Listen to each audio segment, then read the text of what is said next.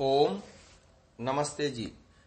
155वीं श्रव्य कणिका सत्यार्थ प्रकाश स्वाध्याय एवं प्रवचन माला आप सभी धर्म प्रेमी महानुभावों का हार्दिक स्वागत है।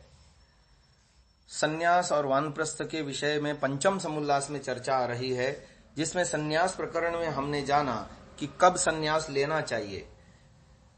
वैराग्य तीव्र होने पर चाहे ब्रह्मचर्य से, चाहे गृहस्थ से, चाहे वानप्रस्थ पूरा करके संन्यास ले सकते हैं। निरर्थक संन्यास की बात बता रहे हैं। कठोपनिषद का वचन उद्धृत किया जा रहा है। वल्ली 2 मंत्र 24। ना विरतो दुश्चरितान् ना शांतो ना समाहितः ना शांतमानसो वापि प्रज्ञानेनैनमाप्नुयात्। अर्थात जो दुराचार से अलग नहीं हुआ है, जिसको शांति नहीं है, जिसका आत्मा योगी नहीं है और जिसका मन शांत नहीं है, वह संन्यास लेके भी प्रज्ञान से परमात्मा को प्राप्त नहीं होता। यानी उसका संन्यास लेना एक तरह से व्यर्थ है। इसके अनुसार ब्रह्म का साक्षात्कार करने के लिए कुछ आवश्यक शर्तें हैं। पहला है मन रूपी दर्पण शुद्ध व निर्मल हो। दूसरा है मन स्थिर हो। तीसरा है अविद्या रूपी आवरण से रहित हो। चौथा है ज्ञान रूपी प्रकाश से दीप्त हो। और पांचवा है शांत, अर्थात हर प्रकार की चिंताओं, शोक आदि से मुक्त हो।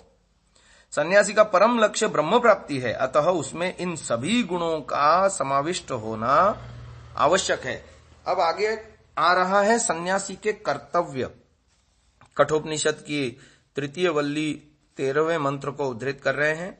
यच्छेद वाङ्मनसि प्राज्ञस्तद्यच्छेद ज्ञान आत्मनि ज्ञानमात्मनि महति नियच्छेद तद्यच्छेद शांत आत्मनि। बुद्धिमान सन्यासी वाणी और मन को अधर्म से रोके, उनको ज्ञान और आत्मा में लगावे और उस ज्ञान स्वात्मा को परमात्मा में लगावे और उस विज्ञान को शांत स्वरूप आत्मा में स्थिर करे। फिर मुंडकोपनिषद खंड 2 मंत्र 12 उद्धृत कर रहे हैं। परीक्ष्य लोकान कर्मचितान ब्राह्मणो निर्वेदया माया नास्त्य कृतः कृतेन तद्विज्ञानार्थम स गुरुमेवाभिगच्छेत् समित्पाणिः श्रोत्रियं ब्रह्मनिष्ठम्।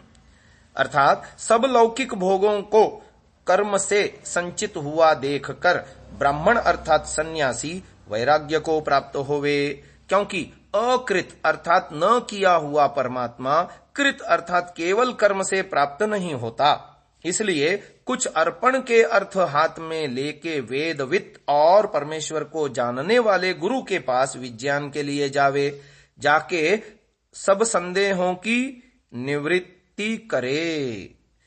ब्रह्म प्राप्ति के लिए ब्रह्म विद्या के अधिकारी में किन गुणों का होना अपेक्षित है, तो उपनिषद के इस वाक्य के द्वारा इसका उल्लेख किया है। पहला है वह ब्रह्म विद्या में श्रद्धा रखता हो तथा वैराग्यवान हो। दूसरा है सकाम कर्मों से प्राप्त होने वाले फलों की असारता और अस्थिरता को वह जान चुका हो। यहां अकृत का अर्थ परमात्मा है और कृत का अर्थ है कर्मकांड। अतः न अस्ति अकृतः कृतेन का अर्थ हुआ जो कर्मकांड से नहीं पाया जा सकता। तत् विज्ञानार्थम हाथों में समिधा लेकर किसी ब्रह्मनिष्ठ श्रोत्रिय गुरुम अभिगच्छेत ब्रह्मनिष्ठ श्रोत्रिय गुरु के पास जावे। श्रोत्रिय धर्म ज्ञान में सुविज्ञ ब्राह्मण को कहा गया है, विद्वान को कहा गया है। द्रष्टव्य जन्मना ब्राह्मणो ज्ञेयः संस्कारैर्द्विज उच्यते विद्यया याति विप्रत्वम् त्रिभिः श्रोत्रिय उच्यते। यहाँ जन्मना ब्राह्मण से सामान्य अथवा प्रचलित अर्थ में ही ब्राह्मण अभिप्रेत है। वर्ण व्यवस्था के अंतर्गत ब्राह्मण पदवाच्य पुरुष तो संस्कारों से ही बनता है। उद्धृत वचन तो श्रोत्रिय का श्रेष्ठत्व और उत्कर्ष दिखाने के लिए समित्पाणी गुरु के प्रति श्रद्धा और विनय का द्योतक है। अन्यत्र बोधायन गृह सूत्र में उपलब्ध परिभाषाओं के अनुसार उपनीत मात्रो व्रतानुचारी वेदानाम किंचिद अधीत्य ब्राह्मणः एकाम शाखाम अधीत्य श्रोत्रियः अंगाध्यायानुचानः कल्पाध्यायी ऋषिकल्पः सूत्र प्रवचनाध्यायी भ्रूणः चतुर्वेदाद ऋषिः अतः ऊर्ध्वं देवः।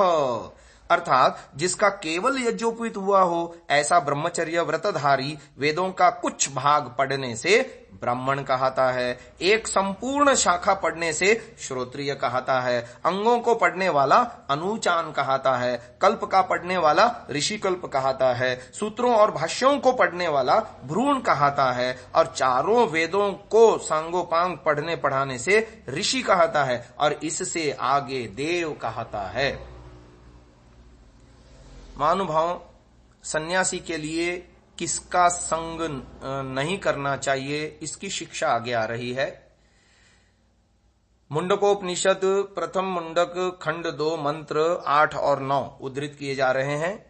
अविद्यायामन्तरे वर्तमानाः स्वयं धीराः पंडितम् मन्यमानाः जंघन्यमानाः पर्यन्ति मूढ़ा अंधे नैव नीयमाना यथान्धाः अविद्यायां बहुधा वर्तमाना वयं कृतार्था इत्यभिमन्यन्ति बालाः यत्कर्मिणो न प्रवेदयन्ति रागात्तेनातुराः क्षीणलोकाश्च्यवन्ते।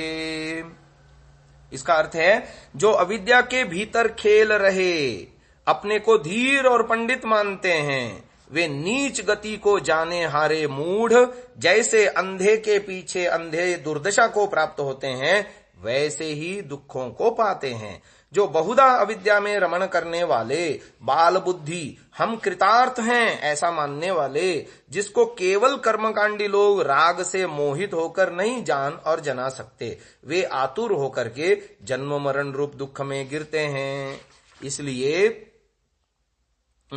इस प्रकार के अविद्या आदि को छोड़ देना चाहिए।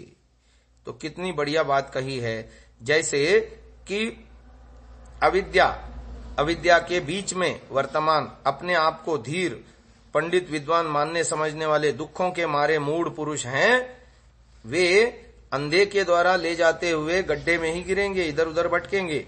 तो अज्ञानी पुरुष अविद्या में फंसे हुए अपने आप को कृतार्थ मानते हैं और अभिमान करते हैं। तो जिस कारण सकाम कर्म करने वाले राग यानी फलाशक्ति के कारण उसके परिणाम को नहीं जानते, और इसी कारण दुख से आतुर होकर कर्म फल के क्षीण होने पर गिरते हैं, जन्म मरण को प्राप्त होते हैं। अब इन श्लोकों के गूढ़ार्थ को समझने के लिए इन दोनों से पहले निम्न श्लोक को समझना पड़ेगा। मुंडकोपनिषद का श्लोक है, प्लवाह्येते अदृढ़ा यज्ञ रूपा अष्टादशोक्तमवरम येषु कर्म यच्छ्रेयो येभिनन्दन्ति मूढ़ा जरा मृत्युम ते पुनरेवापि यन्ति। यज्ञ के विषय में याज्ञिक लोग यह सब कुछ कहते हैं जो ऊपर कहा गया, परंतु अंगिरा ऋषि का कथन है कि भवसागर को पार करने के लिए ये यज्ञ रूप बेड़े दृढ़ नहीं हैं, ये अपरा विद्या हैं। विद्या क्या है? ये अविद्या हैं। इनमें 18 प्रकार के कर्म कहे गए हैं, परंतु ये सब प्रवर कर्म हैं। जो मूढ़ व्यक्ति इन यज्ञ कर्मों को श्रेयस्कर मानकर इन्हीं में आनंदित होते हैं, वे बार बार जरा मृत्यु के बंधन में पड़ते हैं, मोक्ष लाभ नहीं करते। इन वाक्यों में यज्ञों की निंदा नहीं की गई है, सकाम यज्ञों की भी उपयोगिता है, परंतु उपयोगी होने पर भी उनकी अपनी एक सीमा है। अभ्युदय अर्थात ऐहिक जीवन की सुविधा जुटाने में तो वे सहायक हैं, परंतु उनसे मोक्ष की प्राप्ति नहीं हो सकती। जो लोग स्वर्ग आदि की कामना से यज्ञादि सकाम कर्मों में प्रवृत्त रहते हैं, वे कामना पूरी न होने पर आतुर यानी दुखी होते हैं। आतुर पद से भ्रांत होकर अर्वाचीन लोगों ने आतुर सन्यासी की कल्पना कर डाली। वे समझते हैं कि सन्यास के बिना मोक्ष नहीं मिलता और सन्यास ग्रहण करने पर ही मोक्ष मिल जाता है। इस भ्रांति से प्रेरणा पाकर ऐसे लोग जब रोग आदि के कारण मरण निश्चित समझ लेते हैं, तो वे मृत्यु से पूर्व सन्यासी हो जाते हैं। इसी को आतुर सन्यास विधि कहते हैं। तो महर्षि दयानंद जी ने बहुत अच्छी परिभाषाएं हमारे सामने दी हैं। आगे सन्यास ग्रहण का क्या फल है, इसको हम अगले श्रव्य कणिका में व्याख्यान करेंगे। आज के लिए इतना ही। ओम।